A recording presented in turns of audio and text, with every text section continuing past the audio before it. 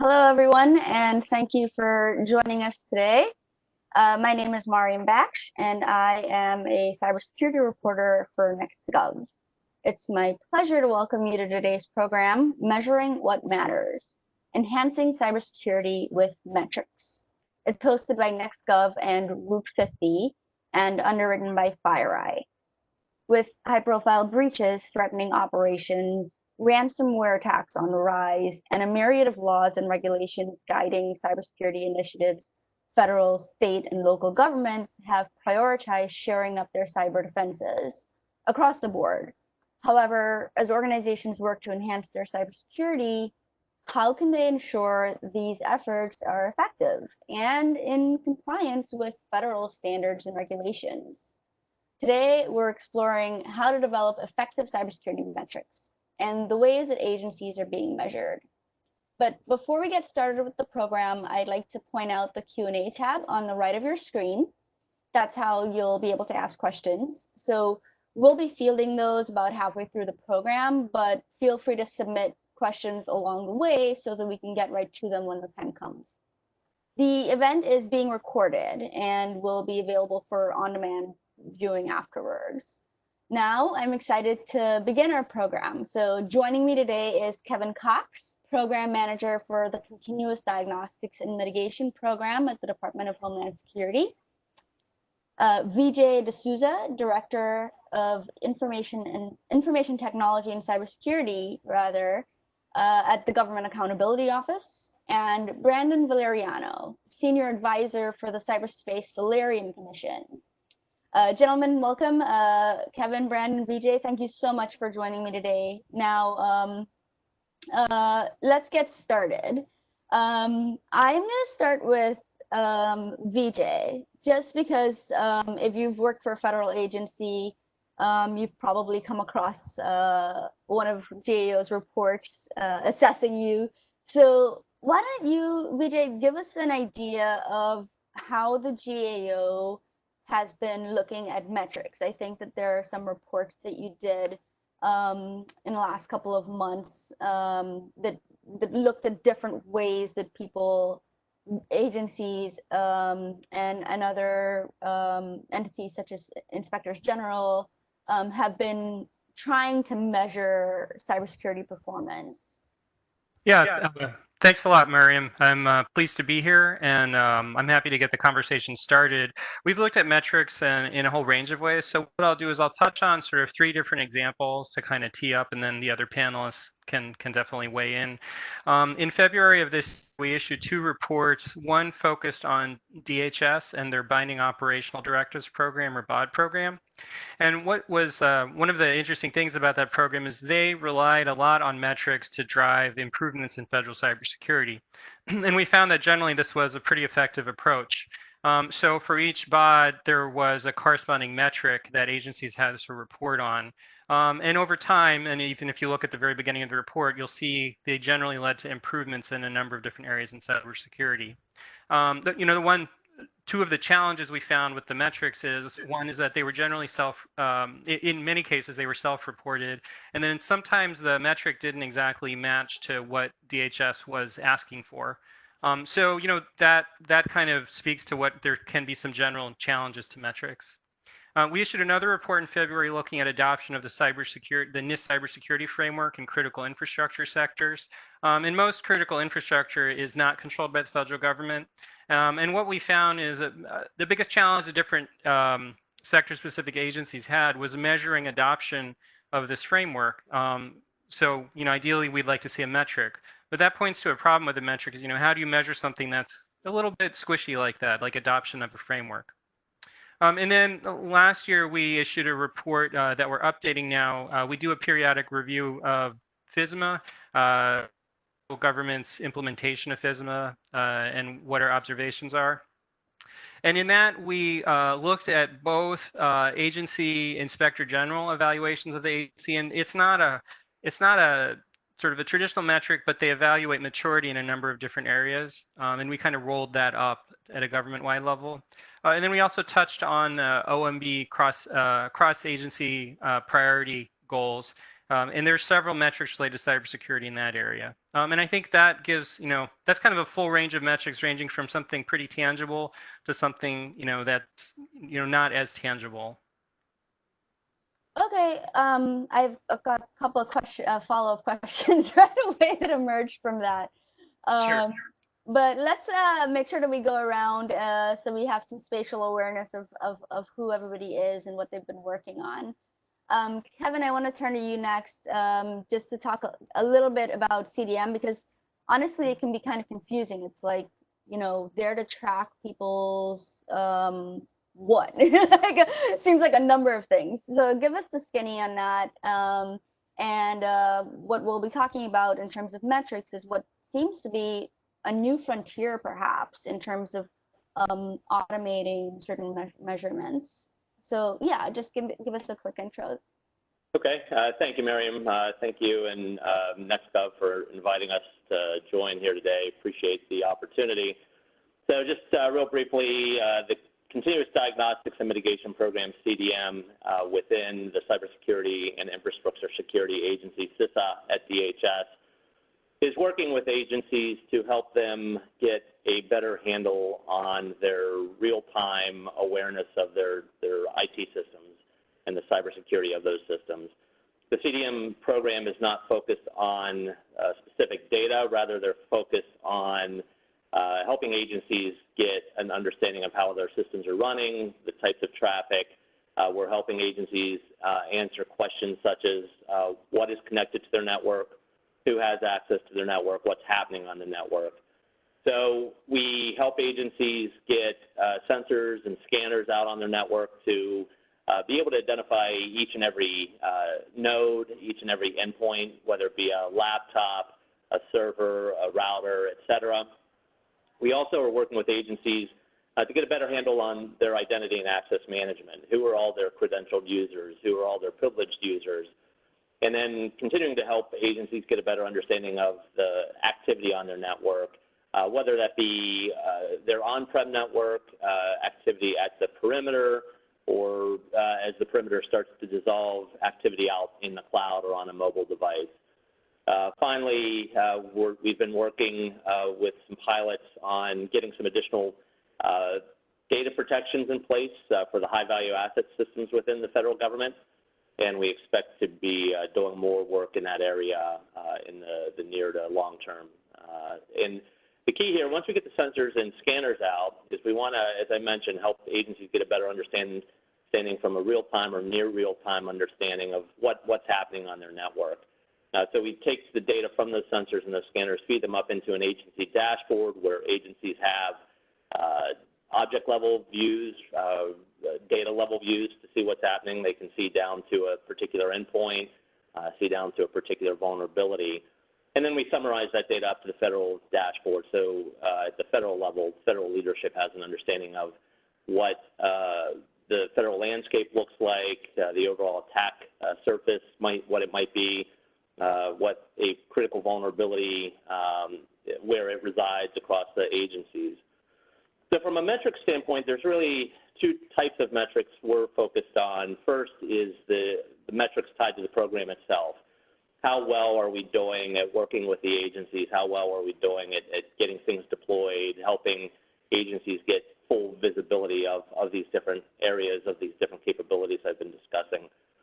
The next thing is, now that we've got a pretty large footprint in place across the federal landscape, for example, one metric in that space is that when we were helping agencies discover all of their assets, we found on average that there were 75% more assets than were originally manually reported. So that's the type of metric in terms of the success of deployment. But now that we're starting to operationalize the tools and help the agencies get that visibility, we need to help them better understand, as I mentioned, the attack surface. So how many vulnerabilities do you have on your network? How many misconfigurations? So we're in the process of rolling out what we call the AWARE algorithm. It's the agency-wide adaptive risk enumeration algorithm. It's really a basic measure of an agency security posture. Some of the most basic things that an agency can do to keep our adversaries off their networks, including patching and properly configuring systems. And so that's really kind of an operational metric to help really help agencies understand where their biggest issues are and help them fix the worst problems first over time. So that sounds like a humongous project. indeed it is.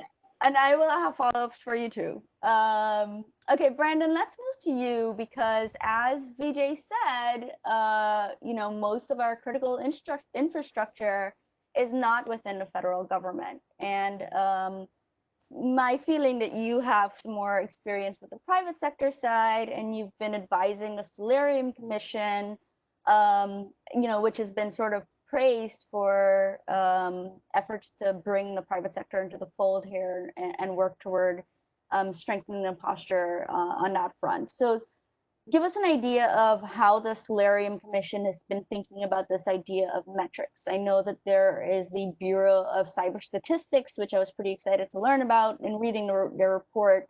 So talk about how that fits in and maybe some of the other points, finer points that we might have missed. Yeah, sure. And, there's a lot to unpack here. Mm-hmm. And one of the main things is that we got to remember that the term metrics just means measurement.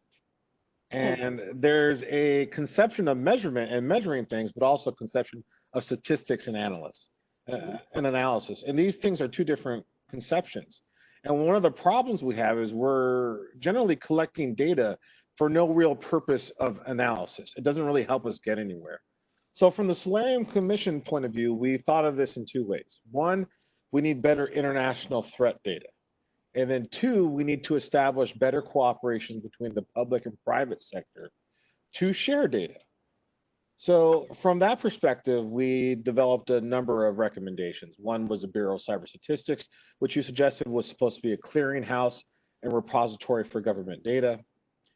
We also wanted to standardize voluntary reporting data. That was 5.2.1 recommendation. And then on top of that, we had 5.2.2, the National Incident Reporting Law. And we also had 3.3.2, which was to clarify liability protections for data sharing. So there were a lot of individual recommendations in the Solarium Commission that are supposed to enable public and private partnerships and better collaboration to gather metrics, but also to analyze said metrics and to do statistics. So we have to remember those two things are connected. And quite often, we're developing metrics with no awareness of how we're going to use these metrics and how we're going to analyze these metrics. And COVID-19 has showed us why this is important. We need to have a clear idea of what the scale of the threat is, of what the baseline of the threat is. We need to have the international threat perspective, and we need to have a more complete perspective in governments. Knowing about vulnerabilities in a government system or the DIB isn't really going to help us because we're only knowing about what's known and we're only knowing about what we already are looking for. So that in statistics language is a huge selection effect, and it's very problematic. Okay, so now we have a sense of who everybody is. Here comes the fun part, right, where we get to dig in a little bit. So just riffing off of what you said just now, Brandon, where knowing about vulnerabilities isn't going to get us where we need to go. I think, correct me if I'm wrong, but I think what you're getting at is knowing about vulnerabilities alone isn't going to get us where we want to be, right? Because no vulnerabilities are a big problem, but there's also 0 days and the way I would put it would be like knowing it's raining. We had a big storm in DC last night. When you're being hit by the storm and the thunder, something's going on. You're looking for that. But what we want to get to is a better method of prediction of when it's going to rain. We want better awareness and situational awareness of when these problems are going to start. So we need to start to think about developing metrics so we can get to that point. We can get to prediction and then mitigation. Sure, but like, this is a great analogy, right? And I'm going to bring Kevin and Vijay in here too, because I think about I know what the mitigation is for rain, right? You close the shutter so your furniture doesn't get wet. So it's like, even if you can predict when it's going to come, that will put you in a better position to say, oh, I need to remember to close the windows or patch a system at this point because we know that this adversary likes to use this technique, which is, gets at the need to know more about the threat, but also we need to have metrics for threats, and we need to have metrics for defenses, right, Vijay? Like, VJ, can you talk a little bit about the types of metrics that cyber professionals need to be aware of? So it sounds like there's threat metrics, and there's defense metrics. Maybe that's not the right way to think about it, but can you weigh in here on the types of metrics that are useful for us? I think Brandon raises an interesting point. I think actually most of our work and most of the metrics we've seen are really focused more on agencies' posture. Are they patched? Are they secured? Are they implementing good cyber hygiene and good basic practices and so on? I do think it's a more challenging issue to try to figure out what you don't know and what kind of potential future attacks would be. So I actually don't know that we've done a lot of work in that area. Most of our work is focused on looking into agencies themselves. Yeah, and like you said, like the posture. So it's like, do we even have windows, right? Kevin, it sounds like that's where CDM is, right? Like you were talking earlier, and you were talking about sort of inventorying assets so that you can identify them. If you're going to track them and track threats that are coming, you need to know where your devices are and where your people are. So it sounds like maybe that's another. Can you talk a little bit about this sort of metrics for laying the ground for metrics later on? Yeah, so just peeling apart the onion a little bit here, we know definitively that the adversary is going to go after soft targets before they go after hard targets. They're going to go where it's easy to get in, where they need to expend less resources than going for a harder target where they have to expend more resources. Because the model they follow is get your foot in the door with an easy target and then move laterally to get to that hard target. So some of the basic things like we've been talking here, real basic understanding of whether a critical patch is in place, because we know when critical vulnerabilities hit, our adversaries are aware of them just as quickly and sometimes even faster than we are. And when an exploit becomes available for that critical vulnerability, they're going to be trying to use that to get in on our system. So the basic metrics right now, and oftentimes they're pretty unsexy. It's just how are you tracking critical patches versus non-critical or patches for low vulnerabilities, and how quickly are you working to get those critical patches in first, i.e. the idea of fixing the worst problems first. Mm-hmm. And then from you were talking about the threat information, it's the way I look at it is that's really some additional intelligence that we can apply against how the adversary is working, what the adversary is looking at, and then we can look and see the things that they're focused on, how are we measuring how we as the federal government are doing, and what can we do better so that we can more quickly get in front of the adversary. And really the ideal situation is to stay in front of the adversary so that they cannot get a foothold in our networks. Right. Okay, let's make sure we don't get too far ahead of ourselves, because I think one of the things, in the promo that we talked about is like, how should you actually think about what good metrics are, right? And Vijay, you were talking, you had in your reports, it seemed like we could start to flesh out some criteria. So one area where I see some potential tension is in the self-reporting. So Vijay, you said in this report that you did, that was one of the challenges, right? Is that the data was self-reported back. Right. Yeah. So, we understand why so for certain of the BOD metrics, DHS was able to, do scans or other ways to externally verify information on agency networks. But for obvious reasons, some of the information had to come from within the agencies. The key point we made is that, when you have self-reporting, you need to have some validation. It's probably not realistic to do 100% validation. So for example, DHS can't go around to every agency and check every single thing. But what we had suggested is they come up with a framework for kind of basically essentially spot checking, identifying higher value targets. And so that's something they're doing, for example, with the HVA program. But kind of fleshing that out more so that agencies had more of an incentive to ensure their self-reporting was accurate. I don't think it's probably never a question of like sort of deliberately doing something, but getting these measurements right, getting the quality right is pretty hard. It's pretty hard to do. So you do want to take a look at it, make sure you're not missing sections of your network or double or triple counting things, which are both things we've seen. Yeah, so it can go wrong one way or the other. And so, Kevin, just to clarify, when you had said, we found that there was, I think it was 75% underreported assets. Was that the difference between self-reporting and then using sort of sensors and validating or doing spot checks afterwards, or some combination? Yes, I think based on our analysis, it's the self-reporting, it's the manual reporting of knowing what's in the agency. It's cases where certain agencies didn't have visibility into certain enclaves within their networks.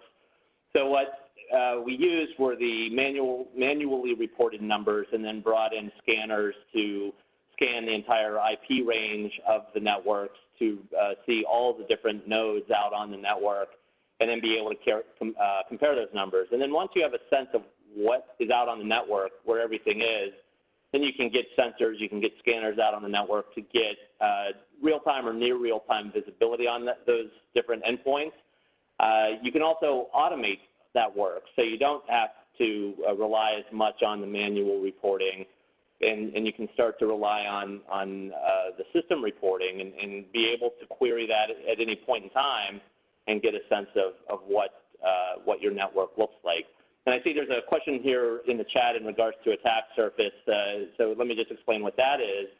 It's this idea of if an adversary is looking at your network, how many different places can they exploit to get in on the network? Can they exploit a low vulnerability? Can they exploit a high vulnerability, a misconfiguration? So the idea that we're really aiming for with our AWARE algorithm is to be able to start to quantify all those that aggregate number of opportunities for an adversary, and help the agency see that, so that they can see where they need to focus their efforts and reduce the attack surface, so that they can reduce the number of vulnerabilities, reduce the number of misconfigurations, and really tighten up the overall security of their networks.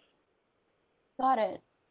Okay, so this is where I was thinking the tension might be, Brandon. I'll come back to you now, because I was wondering, given some of the challenges with self-reporting, and the fact that this was a feature of what you discussed in the Solarium to get private sector sharing going, how hopeful should we be, since the gathering of the data will be self-reported from the private sector? And were there any discussions in the Solarium Commission about the merits of an automated system with sensors, for example, something to sort of track and validate reports? Yeah, that was something we thought about and conceived of. The problem is, how do we get there? And we're not even to the point where we have a national breach notification law, which was one of our recommendations. It was 4.7.1. We don't have liability protections for people who notify breaches. We've talked a lot about like a FAA system for notifying in breaches, but that seems to be a lot farther than we can get right now. And this is really the key problem, because what the other panelists are talking about are basic defensive metrics, just basic knowledge of what your defensive, the whole attack surface of the defense really is. And we need to get beyond that, really. We need to start to figure out what might be the potential exploits that we don't know about. We need to start to speak about a comprehensive security matrix in this national defensive system, and we're just not there yet. And it's very problematic for us to start to talk about cybersecurity when we don't even have a conception of what the basic defense is in this space. Sure. I mean, I hear you saying we need to get more sort of ahead and be more comprehensive, look at the future of what threats might be. But then I also hear Kevin saying, the attackers tend to take the lowest hanging fruit. So how do you make sure that there's accountability and for doing these basic actions. And was that where some of the tension was in terms of encouraging people to share by giving them liability protections? Well, I think the tension is that people don't want to share because there's a possibility that in sharing they may expose themselves, and there may be problems with that. So that's really a key issue, is that we need to get people to be more open about what the problems are in this sector. And we don't have sector level leadership. That's why we asked for a national cyber director, which ends up being one of our most controversial proposals, which was already in the Trump administration before it was eliminated. So we need someone to quarterback this. We need someone to be in charge of this. We need someone to understand the entire threat landscape, because it's clear that yes, adversaries are looking to exploit the low-hanging fruit, but that's basic espionage and exploitation. When you have a persistent adversary who's trying to wreak harm on the United States system, they're going to start to look for bigger targets. They're going to start to look for more spectacular targets. So there's difference between what we're going to go for and what's typical TTP and what might be the more spectacular out of the norm. And I think we don't have a good conception of what cybersecurity really is in attack and defense. We're kind of going back towards too much simplicity in this space, I think. Gotcha. Vijay, I want to make sure I close the loop on this conversation, this part of the conversation, by just asking whether you foresee any challenges with automation, or is this just like something we need to, fast track in terms of using automation to gather better data toward more informed metrics? I mean, I think in general, automation is the way to go. You've got too much data to deal with cybersecurity. So the more tools you have to handle large amounts of data is important. So I think we need to move that way. I'll just go back to my point that it's only as good as the underlying quality. So I think you have to always have a plan to double check the quality of it.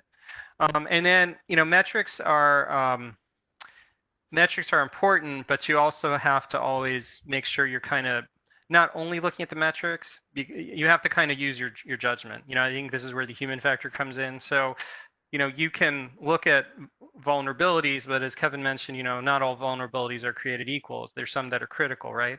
So, and you're probably not going to get that out of an automated system. That's going to be relying on, intelligence and human judgment. So I think marrying those two things is the key to success. Interesting. Yeah, we talked about that a little bit on our artificial intelligence panel. But that makes sense to me. Before we get into questions from folks,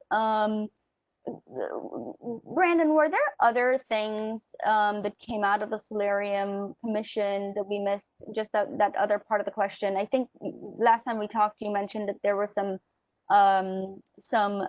initiatives in the NDAA, the upcoming NDAA, that we might watch for in terms of how we use metrics. Yeah, that was the hope, and it's not looking like that's going to happen. I think that's something to really look out for, especially as the House starts to develop and deliver their plans for the NDA next week. But unfortunately, I think a lot of these metrics, a lot of these ideas about metrics and statistics and data just aren't really at the top of anyone's priority list. And that's really troubling. Because like I said, to understand the scale of the problem, we need to understand the baseline of this issue. And we have no great conception of cybersecurity in totality. Well, you say that, and then poor Kevin is laboring over there on CDM. Kevin, just so we have, some sort of thing to cling to, can you just paint a vision of what CDM would ultimately be able to do? So like, I imagine a DDoS attack. And so you have this federal dashboard, right, that would be able to inform you that there's a bunch of unidentified devices trying to access some network over here. And because you've like inventoried all the known devices or trusted devices, you can see that. And then, you know where defenses have been put in place. Give us an idea of the like ultimate vision, an example of how that would work, and then give us a realistic estimation of how far out we are from that. Sure, and I want to pick up 2 points, one that Vijay made and one that Brandon made. Yeah, sure. Vijay's quite correct in terms of once we get the sensors and scanners out there and we start to bring the data up to the agency dashboards, up to the federal dashboards, the data is only as good as the quality being reported. So we need to make sure that when an agency looks in their agency dashboard, that the data is reflective of what is coming from the sensor, what is down on the ground. And the point that I wanted to highlight from Brandon is, at least in the federal government, one of the key things we had to do was really build the partnerships with the agencies, similar to what he's talked about in terms of building a partnership with the private industry, and really build up the trust that when the data gets reported to the agency dashboard, they'll be able to use the data and make use of it. When it gets summarized up to the federal dashboard, that the federal team is going to be working with the agency to get problems fixed, not come down with a hammer and say, why are you not getting this fixed? So it's really critical, both in the federal government as well as working with private industry, working with the states, localities, tribes, and territories to build that partnership. Now, in terms of your question, well, I'm going to try to build the realistic view as I'm talking about where we're headed, kind of the timeline. So the first thing we need to do, and it's highlighted here in the chat as well, we have to help the agencies get full visibility of all their assets on the network. Because if an agency doesn't know that it has an asset or an enclave or a system, it's sitting out there unprotected potentially, and it's potentially being exploited by our adversaries, and we don't even know about it. So we're really doubling down on helping agencies get that visibility. So using your example of a DDoS attack, we know if that attack's coming in, the agency would then know what their network looks like so that they know what they have to defend against. They would know what their network perimeter looks like. So that's one of the key things that we're really focused on, is getting the entire terrain covered with sensors, scanners that help the agency get that visibility. Likewise, we want to help the agency understand who all of their credentialed users are, who all of their privileged users are. So we understand who has legitimate access into systems, who has significantly increased privileges on a system, so we can get the proper protection and visibility in on that. And so once you get those basic things in place, then you can start to layer in information related to security operations, security orchestration, so that when a DDoS does happen or some other type of attack, that the agency can more quickly respond. They can quickly identify what's being attacked, who might be impacted, whether the system is a low system or it has highly sensitive information on it, and we can get resources out there more quickly. Now, in terms of timeline, we're aiming to get our new dashboard in place throughout the rest of this fiscal year into FY21. And then we've already started to work with some agencies in terms of helping build out that incident reporting orchestration so that they can see an incident happening on a particular system in a particular component or operational division, that gets reported up to the agency, that then can get reported up to the federal government. So it's really getting those basic foundational pieces in place that will allow us to build into a more complete picture. The one final thing I want to mention in terms of a metrics perspective is we in the federal government have been really focused on FISMA reporting for over a decade, and much of that in my time in the government has been done manually. So our aim is to use the automation that we're getting in place to help replace a lot of the manual reporting of controls, so that we can get ongoing authorization in place for the system, so that when the system comes online, and we know that initially it's as secure as possible, that we can continue to monitor it and ensure that it's protected with the automated data being set up, rather than having to manually go out every 3 years and reassess the system. So that's another aim for the program and for the federal government as a whole. Again, that's going to take a number of years to get there, but with these basic foundational pieces in place, it's what's going to allow us to get there. Hopefully that answers your question, Miriam. A little bit, yeah. I mean, somewhat. So it sounds like different agencies might be in different places toward the goal. Is there a lowest? Can you give us a percentage of agencies that are at the lowest common denominator involvement with CDM? Yeah, I don't have wouldn't want to give a percentage. I don't have data that would be able to back it up, but I can talk about the point you're highlighting here is there are some agencies that are in much better shape than others. They have a number of years work to get the right pieces in place, get the security operations in place, get the visibility of their assets, understand their users better. And then there are other agencies that we need to help fill some gaps so that they get that same level.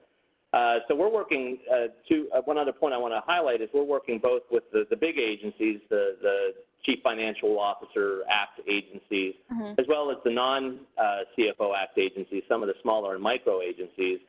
And oftentimes these smaller agencies don't have the resources, or they have folks working multiple jobs, and so they really need some assistance in terms of getting better visibility.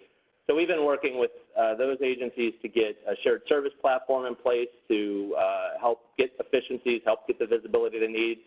And so those are some of the agencies that we really want to help get to the same level as all the other agencies so that they have the visibility they need, the federal government, federal leadership has the visibility they need to help ensure that agencies, regardless of size, regardless of mission, that they all have the right level of protections in place. So to answer the question today, there are some agencies that are in better shape. I don't have a good percentage to give you, and then there are others that we have to do a little more work with. But I would argue in terms of what we've seen over the past 5 years that agencies know what they need to do. They're making good strides to get the right capabilities in place, but there's still work to do. Fair enough. And Vijay, you've measured CISA's work in the past. Can we expect any products out of GAO in terms of CDM's effectiveness and what they're measuring? Sure. Yeah. So we're actually wrapping up a review of the CDM program that should be released within the next couple months. It'll touch on a lot of the points that Kevin's mentioned. And actually, I was kind of curious, Kevin. I have a question for you. Do you think by shifting to the cloud, especially for smaller agencies, it has the potential to help them because they don't have the staff? But then, could you talk a little bit about the trade-offs that one of the issues we've run into in auditing cloud organizations is the reluctance to kind of reveal sensitive security information. So I was kind of curious what your take was on whether that's happening, what needs to be done to make that happen, and so on. Sure. So I'll talk. Part of this is my own personal view, just based on my years working in the federal government, but also I want to highlight a couple other key things that we see in terms of our organization. So one of the things an agency, an organization gains by moving to the cloud, typically, particularly the major cloud service providers, is some overall standardized, overall effective basic cyber hygiene.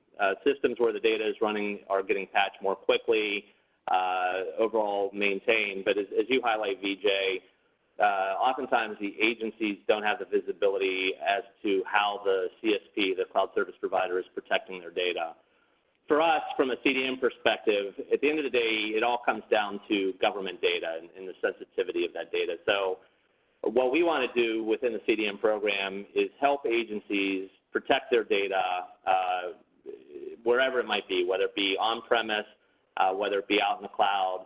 So the number one, the agencies have visibility as to where the data is located. Number two, they have visibility as to who has access to it. And number three, that they can get a better sense of what's happening with that data at any point in time. So part of it, what I've seen both personally but also within the CDM organization, part of what is critical is when an agency is moving to the cloud, that they negotiate the right clauses into the contracts with the cloud service provider, whether that be an infrastructure as a service or platform as a service or a software as a service, to help that agency get the visibility that they need. At the end of the day, they may not be able to get all the visibility they'd like, but it doesn't hurt for that agency to push as hard as they can so that they can get an understanding at any point in time how their data is protected out in the cloud. I think that's really a critical piece to this, the contract side of it, so that the agency can get as much visibility as they need. Does that help answer your question, Vijay? Yep, thanks. Great. I love cross panelist questions. That's awesome. Okay, let's take a few from the audience. So we have one here that's asking, after security policy has been implemented, how do you generate metrics showing an ROI, or return on investment, actual threats which were neutralized, attacks detected, to provide metrics to justify the ongoing expense of maintaining security policy? So we talked a little bit about metrics on the front end, making sure that you're set up and doing that inventory stuff. This question seems to be about metrics on the back end and measuring effectiveness of specific tools or strategies. Who wants to talk about that? Show of hands, or I'll call on you. Brandon? I was just Okay. going to Yeah, Kevin, go ahead. just in terms of return on investment, one of the things that we find in the cybersecurity field is it's hard to prove a negative. So if an incident hasn't happened, how do you show that the defenses you have in place have prevented an incident from happening? Oftentimes, security professionals are only recognized for helping clean up an incident, but they're not necessarily recognized for helping prevent an incident. So that's one of the key things with measurement, with metrics, is being able to find the right ways to measure what are really critical pieces that need to be done to ensure that an incident can be prevented. And sometimes that's not even always effective at measuring return on investment, because cyber, like anything else in an organization, is competing for resources. And so it's a question of what is the right dollar amount to put towards cybersecurity to keep adversaries off the network versus putting that money into building a more effective system or a better network. So that's oftentimes the difficulty that we see. Yeah, and I've heard this stat of, you put like 10% of your IT budget towards cyber. I'm not really sure. I'm sure folks have heard about this. What do you think are the merits of that, and how did we arrive at that? Does anyone have thoughts? Or Brandon, maybe you do? Every time we investigate these kind of colloquial sayings, we find out that there actually is no statistics behind them. So all these sorts of things are kind of handed down cybersecurity wisdom. I don't know if it's true or not, but I think Kevin's really correct here in suggesting that, it's always been said, you can't measure deterrence. You can't measure what doesn't happen, but you can measure what does happen. You can measure our failure to implement various security guidelines. You can do surveys and metrics assessments based on that. And that's certainly the minimum. But then at some point, we need to get to evaluations of effectiveness. The Slayer Commission asked for more metrics in the cyber posture review, and I don't think that made that into the final report. But this is a challenge for the DoD in trying to implement cyber strategy, is asking, is it effective? And we don't do this enough. We don't ask about IO, our information operations having an impact. We talk about this huge threat, but we don't have a great conception of the impact of said threat. And that's something we need to get better on, because we have consistently failed on that as a government actor. Yeah, I see another question here from someone who asks, why not use red teams, right? There's all this penetration testing going on. They have to have data about, what gets infiltrated most of the time or more often than something else. Is anyone able to talk about efforts to use data from penetration testing or red teaming? So this is Vijay. I think that can be useful as a point in time measure, but red team is only going to measure or report on what the results were at that time. Something that's an automated metric is going to be more useful over a longer period of time. Two other issues with red teaming is, if you're going to hire externally for that, that's an expensive investment, probably not something you're going to want to do once a week, for example. And then, you have to negotiate the rules of engagement, because if you're running a live production system, you don't want somebody to accidentally knock your system offline. So for example, when we do our cybersecurity audits, we typically get asked, do you do sort of penetration testing or covert testing? And in our case, we often don't, because the time it takes to negotiate all of that, and make sure you're not going to inadvertently cause some, huge catastrophe at the agency you're trying to help. Takes more time than just doing some of the basic measurements that, we've talked about. Gotcha. Yeah, and I think that's one of the reasons why I would be so optimistic about something that collects data on a large scale, right? It's about scale, right? Am I wrong here? Like, Yeah, I can just talk about from the CDM perspective. What we're looking at is to not just rely on CDM data. We're working within cybersecurity division of CISA with all of our partners. So we have a team that does do regular scanning of agency perimeters. So we're working with them to see how we can bring that data in to align with our data, how both sets of data can back one another up. So I think in those cases, that type of scanning, whether it's true red teaming, where you've got kind of like an external penetration team coming in trying to exploit your networks like an adversary, or just perimeter scanning, that helps double check how well agencies are doing with their protection. One other thing I want to mention that we have ongoing in the federal government is the cybersecurity architecture reviews. The one on the .gov side, the civilian side, is called .govcar. The one on the DoD side has been called a number of different acronyms, DoD CAR. I think it's now called StarCar. But the idea here is taking a look at all the intelligence we have and how the adversary is working, and looking at our federal networks from the adversarial perspective, and then using that data, using that information to help identify what are the most effective protections we can put in place, the most effective safeguards, and then measuring against that. And I think that's very helpful information, because we want to make sure that for each dollar we have, we're using it as wisely and as efficiently as possible to keep the adversary out of our networks.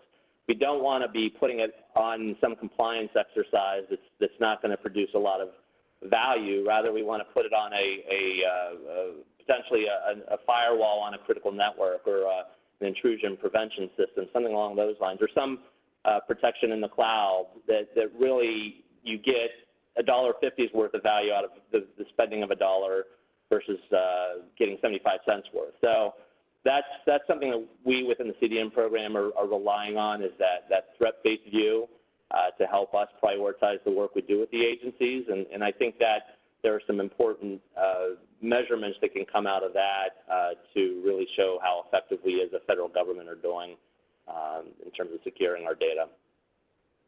all right. And I would just add one thing real quickly, is that I think something that's coming out of this, though, is that we need the standardization of reporting. Yes. Within government, within agency, and outside of government, because the problem, as anyone will tell you who work with statistics, is trying to merge and trying to use data in a comprehensive manner is incredibly difficult if the communication standards are not similar. So standardizing reporting is critical, and that's something we weren't able to put in the NDA as a Solarium Commission, but it's something that needs to happen across all of government at some point. All right. Well, yeah, I mean, this has been kind of a reality check for us, right? Like, we've got a long way to go. And unfortunately, we've come to the end of our time here in the panel. So, gentlemen, thank you so much for joining me today. I really appreciate it. And to the questioners who didn't get answers, feel free to hit me up by email, and I will do the best to write what I can about it and find out more for you. With that, I will now turn it over to my colleague Sam Katzen to continue the conversation. Thanks, Mariam. I'm pleased to be here today with John Holtquist, Senior Director of Intelligence Analysis at FireEye, for a session presented by our underwriter, FireEye. John, thanks for joining us today. Thanks for having me. Absolutely. Well, so you lead the FireEye Mandiant Threat Intelligence Analysis team. Prior to that, you led iSight's cyber espionage practice, and prior to that, you worked with information sharing and analysis centers, where you were involved in counterinsurgency operations in the U.S. Army. So quite an interesting background, and I'm sure your experience has informed many of the perspectives you'll share with me. But I want to start with asking, FireEye is known for their expertise on the front lines. So what are the trends you're seeing? How is the market evolving?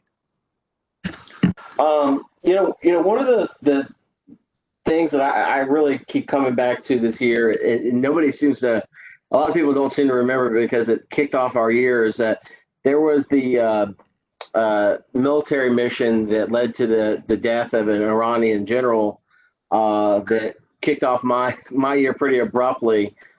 Within a few hours of that mission, we were getting questions from our customers, particularly those in critical infrastructure. What are the Iranians going to do? What capabilities do they have? How do we prepare for this? And I know that my customers want to know. They start with, are they going to attack us? That goes from there to, if what are they going to attack us? And the third question is, am I ready? Am I ready to deal with that attack?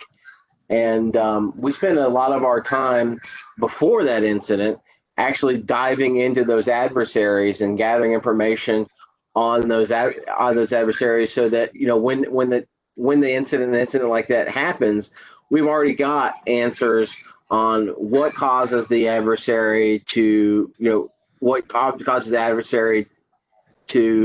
target organizations, what their motivations are, and how those motivations might change. But we also have information on the specific TTPs. And so organizations can start configuring their controls and reacting immediately. One of the ways that we've been able to do that, we've been able to use that insight recently, has been the Verodin product, which really allows us to take those TTPs that we had already sort of distilled from a lot of incident responses in places like the Gulf and Israel and all over the world, and go ahead and test our customers against what we know the Iranians, how the Iranians behave.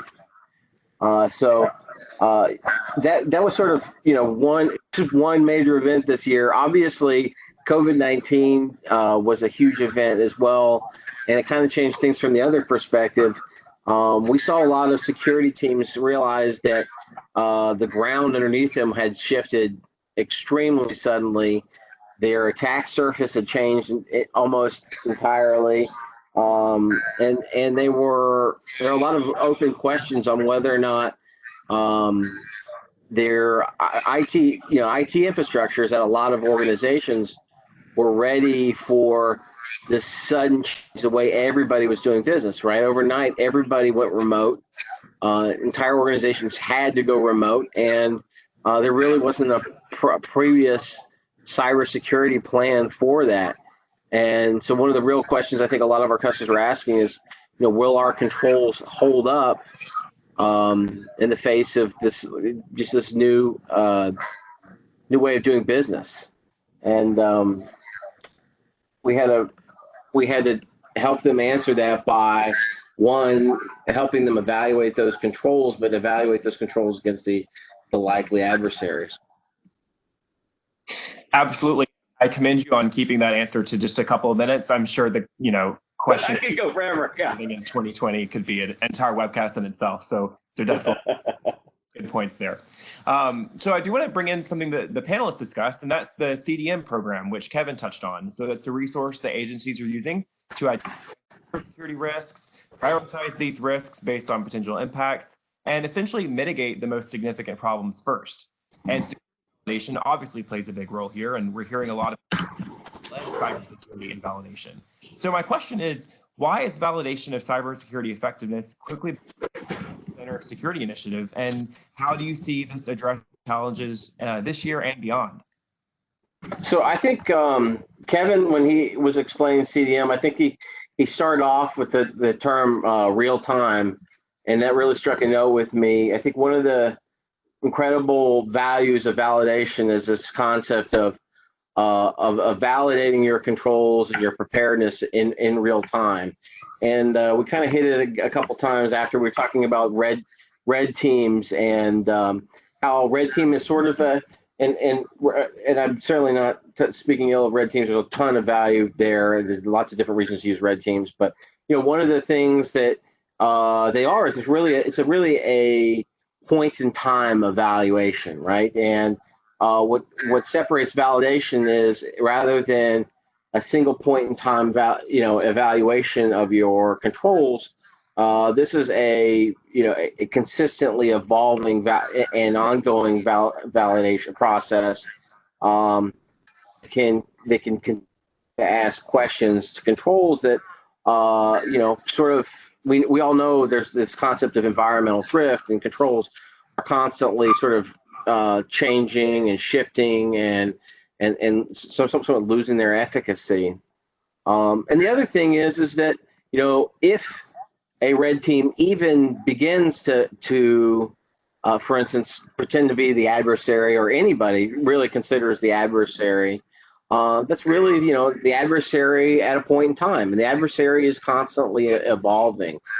I was about 20 years ago, I was in Iraq, and we spent a lot, we put on paper, we had this force that was absolutely prepared for war. And we had, you can imagine, military units go through tremendous amount of evaluations constantly. And then we showed up and we found an adversary that was not the one that we'd been really evaluating for. And we also found that, the longer you spend at war, things that you never anticipated just start happening. Controls or tanks, for instance, tanks start breaking down. We didn't realize that tanks just weren't going to make it as long as we'd wanted them to. And so this concept of like consistently checking your controls and altering, I think is super important. And I think it lies at the heart of the CDM, the emphasis on CDM.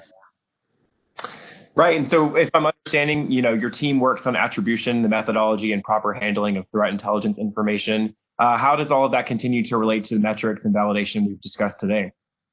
So, there's always been a kind of, especially people who came out of, intelligence world like myself, who really believe in attribution and saying this incident belongs to this actor, and there's always been a lot of folks who I guess don't really believe that there's value there, but I think this is a good place where it is really valuable.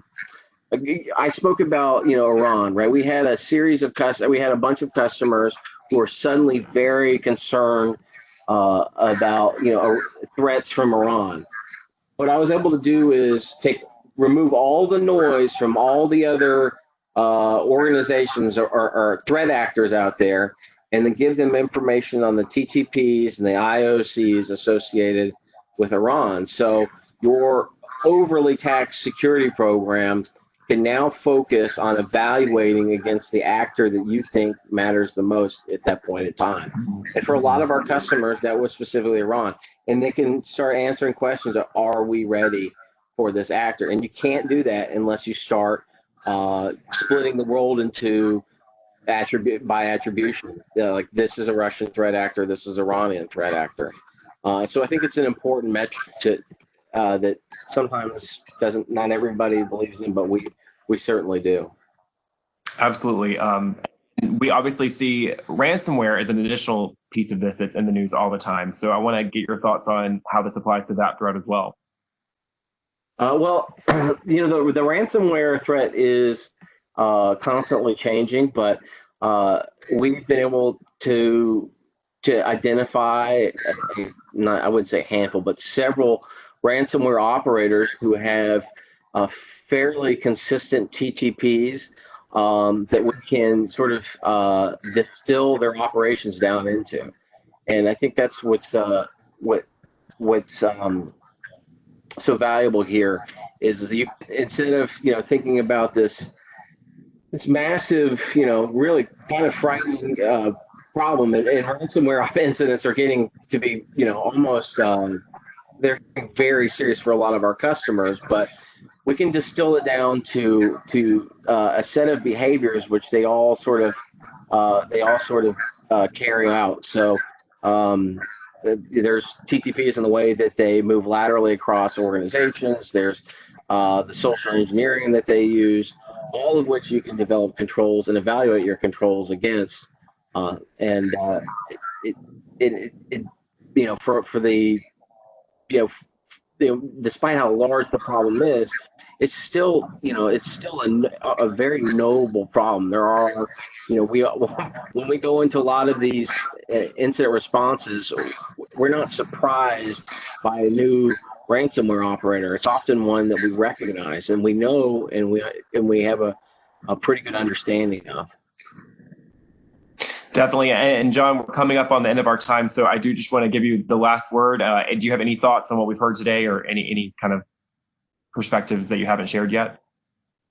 Oh, I think as somebody from the threat intelligence field, I think we've got there's always been sort of two sides of the problem, right? There's the vulnerability, there are internal visibility, understanding the equipment that we have. Are the controls prepared?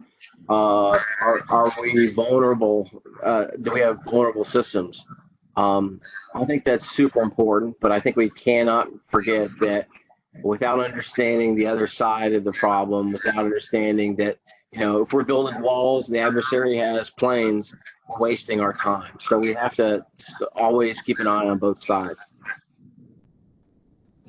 Excellent. I think that sums it up for us to wrap up today. So thanks so much, John. And with that, we've reached the end of our program. Once again, I want to thank all our speakers for joining us today. And thank you, our audience, for tuning in. This event today would not have been possible without the support of our underwriter, FireEye. For more information on FireEye and the work they're doing, be sure to check out the resources in the chat. This full webcast has been recorded and will be sent to you in the coming days. So keep a watch out for it in your email and be sure to share the conversation with your friends and colleagues. Thanks again, and we hope you all stay safe and healthy. Have a great day.